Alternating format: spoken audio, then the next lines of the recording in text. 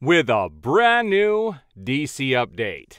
All right, guys, sorry I've been gone. I am still under the weather. In fact, I just got done with a 2-hour nap. I've got a lot of crap in my sinuses and in my chest that my body is fighting off, and I do not go to the doctor unless I absolutely have to. So I like things to take their natural course, but at least I almost sound normal again. And I apologize for wearing white in the video. It always makes your face look sunburned and other goofy things with the video, but I don't care. I've had quite a weekend. Well, quite a week, actually. In fact, I'm going to talk about what happened to my daughter, the one whose car caught on fire last Saturday. What has happened to her since at the end of this video? It's gotten to a place where it is almost comical, but not in a funny way. And we're going to talk about what I have been doing for the last 2 days because of what has happened to her. So I have physically not been available to do a video, but I've wanted to get this video up. And today's video is going to be interesting. A lot of it is going to have to do with Tim Burton. Tim Burton finally broke his silence about The Flash and what Warner Brothers has done with the version of the character that he created. Now, I'm one of those individuals where I do not love the original Batman film. I have nostalgia for the time period. That was the summer that Batman came out in Indiana Jones and the Last Crusade. And I even have my ticket from Indiana Jones and the Last Crusade. I saw it probably 7 times that summer, and I did keep one of my tickets, which is something that I have. I'll actually put a picture of it up here in the video.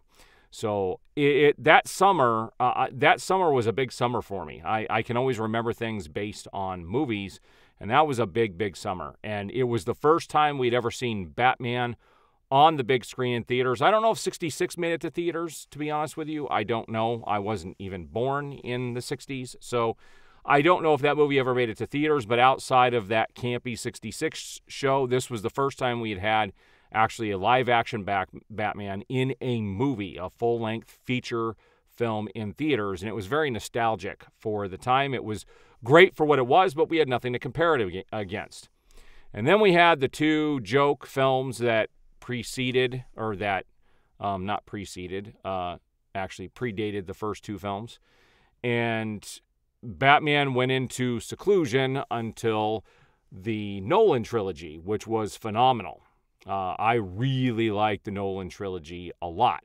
Now, the funny thing is, through these 2 films, or these series, I was never happy with anybody that they chose to be Batman. I don't think anybody looked like Batman or looked like Bruce Wayne, for that matter. I still think that the best person who has filled out that role on both sides has been Ben Affleck. And I was so against Affleck coming in as Batman. I was irate when they hired him, but he actually ended up being the guy that looks the most and acted the most like Batman. And so Michael Keaton acts like Batman, too. I think he acts like Batman, but he doesn't really have the stature. So I was never absolutely thrilled with those movies, and as time goes on, I see them for what they are, but I don't hate them. But James Gunn had come out and made some nasty comments in the past about the films that had been put out in the 80s and early 90s by Tim Burton.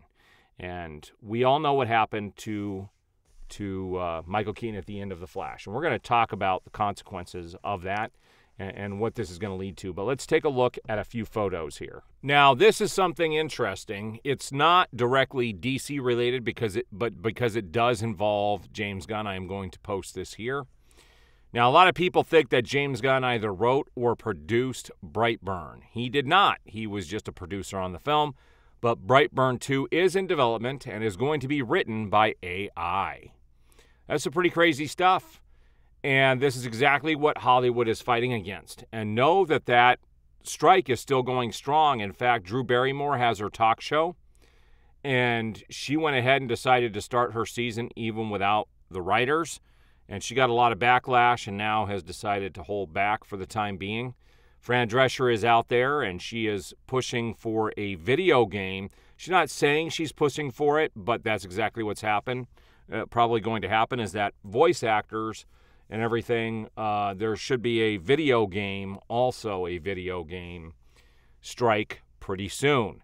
So video games haven't shut down. This is just Hollywood for the time being. But there might be more people joining in to pressure all of these companies. And there does need to be a change made. And I will tell you, being a voice actor, I have worked on, over the last 5 years, I've worked on at least 11 games, doing a total of 15 different voices. And there are no protections for voice actors when it comes to video games. There are more games that I've worked on, but I don't even know what they are. They don't have to tell you.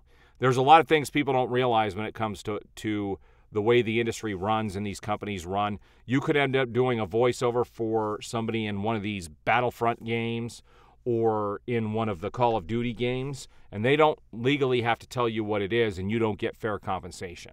And those things need to change. And so I am hoping that they do join in and that it can bring a lot of stuff, a lot of positive changes down the line. But this is what's going on with the strike, and it is still affecting Warner Brothers Discovery. Their stock continues to sink. There is no saving Warner Brothers Discovery at this stage. So here is the main point of my video. And this is from The Real discussing film, and they do have good stories. But this did happen. Tim Burton says they can take what you did, Batman or whatever, and culturally misappropriate it. Even though you're a slave of Disney or Warner Brothers, they could do whatever they want.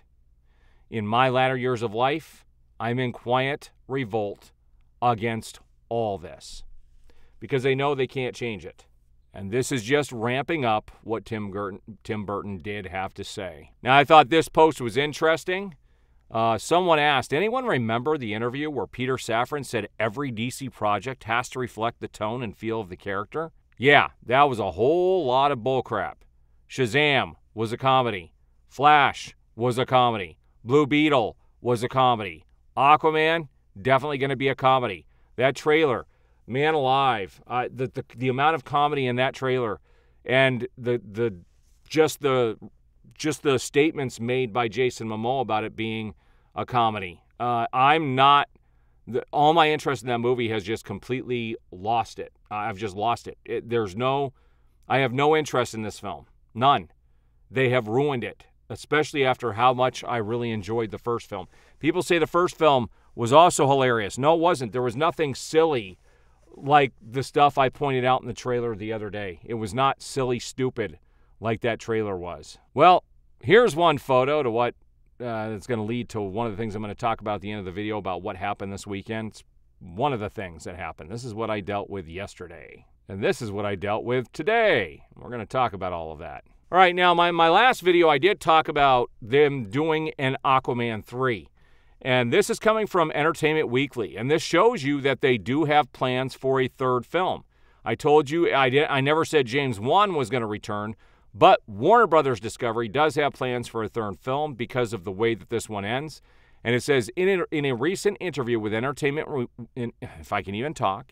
Weekly, director James Wan says that he doesn't know if he would return for a potential third Aquaman film. He's leaving the door open, I will tell you that. He admits that Aquaman and the Lost Kingdom has taken up so much of his life, so much of his time. He adds, all I can think about now is taking a long break, somewhere not too close to the ocean, perhaps. James Wan doubts returning for Aquaman 3. Now, he's not saying no, and this is something people need to realize that, I talked about Ben Affleck never said he was done playing Batman, and everyone said he was, yet he came back for many cameos and other things. But he is not closing the door on this, but he says for the time being, he's not going to be there. And quite frankly, I think Warner Brothers is going to give him the boot when this movie tanks. It's not going to make anywhere near as much as the last one did. And he's being quiet about, he's being as quiet as he can about, what's going on. All right, guys, so here's the main story about Superman, what I wanted to talk about Tim Burton. Tim Burton doesn't seem happy. His Superman and Batman appeared in The Flash. And down here he says, Burton still imagines, everything with Nicolas Cage. He goes, when you worked out long on a project and it doesn't happen, it affects you for the rest of your life, the director said in an interview with the British Film Institute, because you get passionate about things. And each thing is is an unknown journey, and Superman Lives wasn't there yet. But it's one of those experiences that never leaves you a little bit. Reading about this, he goes, this summer, Burton was forced to think about that experience again, and when not only his version of Batman, but his version of Superman appeared in The Flash. In the same interview, he asked if he had any regrets regarding the Cage project, and while he first says the above quote, he then added this, but also it goes into another AI thing. And I think that's why I'm over it with the studio. They could take what you did, Batman or whatever, and culturally misappropriate it, or whatever you want to call it. Even though you're a slave of Disney or Warner Brothers, they could do whatever they want. So in my latter years of life, I'm in quiet revolt against all of this. Now he's not explicitly saying he's mad that those characters showed up in The Flash, presumably without his oversight, but likening the situation to AI certainly implies as much. And he's not happy. I can tell you guys, he is not happy with what happened down there at Warner Brothers. And that's kind of the whole point of this. I would not be happy if they came in and killed my version of Batman. I wouldn't be happy if they did some weird CGI version of the Superman character that I had created. It should have been done more respectfully. But the studio is going to do whatever it wants to do. And the studio has become a beast that does not work for the filmmakers and they don't work for the fans. They are working for themselves. They think they know what's best. And the one thing, after seeing The Flash, the one thing that still bothers me to this day and bothers me more and more is just the absolute disregard that they had for Batman at the end of that movie and how he died in the film. There was no way he was going to survive. What he did was pointless, and he was going to die. It was like he got frustrated and said, oh, whatever, I'm just going to kill myself. And that's about what it amounted to in the film. There was no chance he could have done anything. He would have been better off in a distance. And this is something that was done well in Batman vs. Superman. The fight with Doomsday at the end, Batman stayed outside of the fight because he can't fight a Kryptonian. He's never met a Kryptonian outside of Superman, but he knows. He knows, and Barry had told them in The Flash how strong that this guy was. And Batman's smart enough to know, I can't get into this fight because I'm going to die, but I'm going to stand outside the ring, and I'm going to wait for my opportunity to strike. And he did in Batman vs. Superman. In The Flash, it was a kamikaze situation, and it was not done well, and it still irritates me, especially after seeing the comments by James Gunn, and how he felt about those movies. He wanted Batman dead in The Flash. I could tell you that is probably, I would all but guarantee that is a change that Gunn came in and made in the film, and it's disgusting. It is absolutely disgusting. And I could tell you that, Tim Burton doesn't like what they did, and they didn't even consult him. And I did have a video that talked about that also in the past, where they did not consult him at all for the movie. I don't think the Muschiettis even reached out to him, which they should have had meetings together, even if it was outside of Warner Brothers' wishes. It would have been nice to talk to the original guy who had created that version of Batman. All right, so here's where Warner Brothers stands at this stage. They are still losing money. They are still sinking. There is no saving this ship. It is doomed. I really hope they get sold off to somebody else and that nothing that James Gunn is doing comes to see the light of day.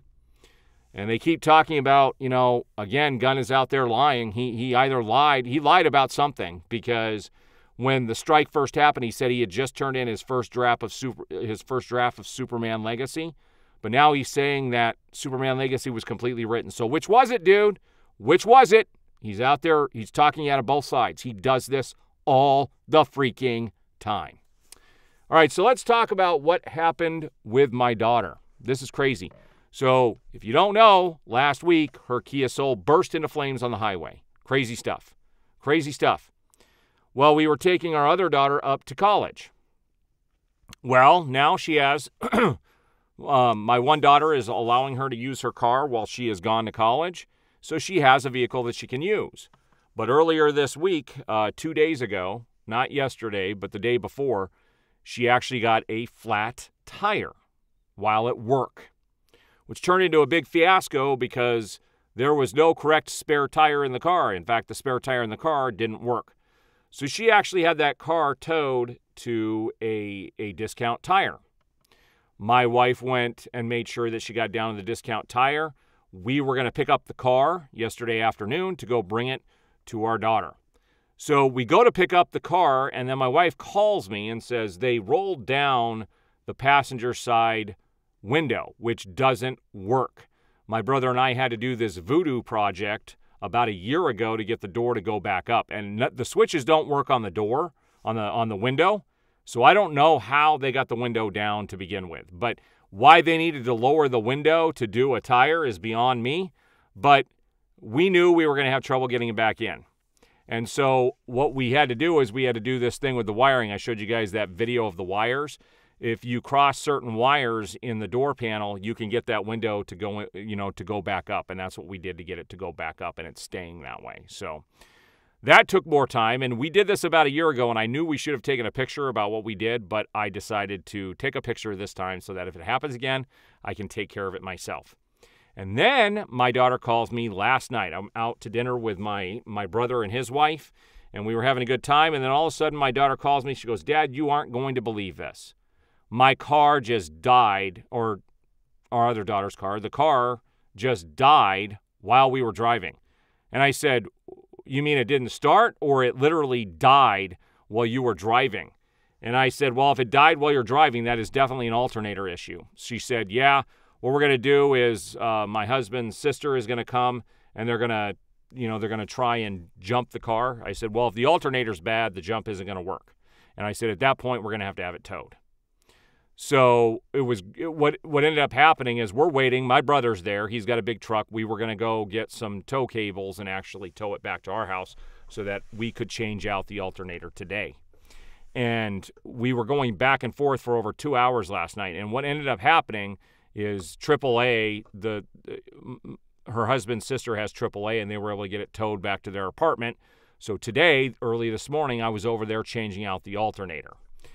And that's how I've spent my time for the last 2 days, is dealing with these car issues. And it's just, my daughter's afraid to get back in a car at this stage, because every time she gets into a car, something happens, and none of it is her fault. And so she is just understandably afraid to get into a car. But I have physically not been available. We were tied up for, between dealing with going to Discount Tire yesterday and then dealing with the window and then going out with my brother. That was probably about 8 hours of my day. And then today, it was my whole morning. And because I'm still under the weather, I came home, slept for a couple of hours, and decided to get up, and it's time to do the video. So I figured it was time to get this video up and out there. And so I do appreciate the support. I have lots of content coming up. It's just a matter of being available to do it. So hopefully things calm down on my end, but I will be here this week with plenty of videos. I do appreciate the support. If you haven't already, like the video, subscribe, hit that notification bell, and you will be notified as I have new videos go up.